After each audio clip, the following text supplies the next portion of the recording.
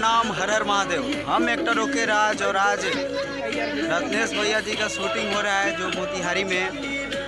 Director Ajay सर हैं। देखिए अजय सर का भी मेकअप हो रहा है और वहाँ शूटिंग चल रहा है। रत्नेश भैया के आज आप लोग को लाइव शूटिंग दिखा रहे हैं।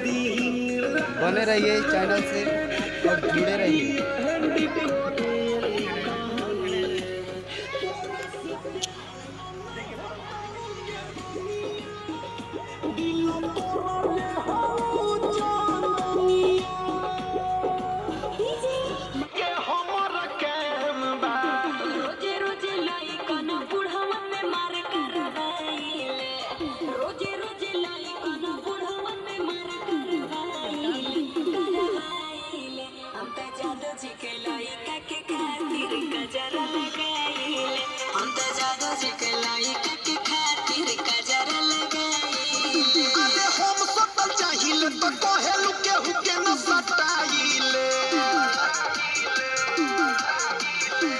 ज्यादा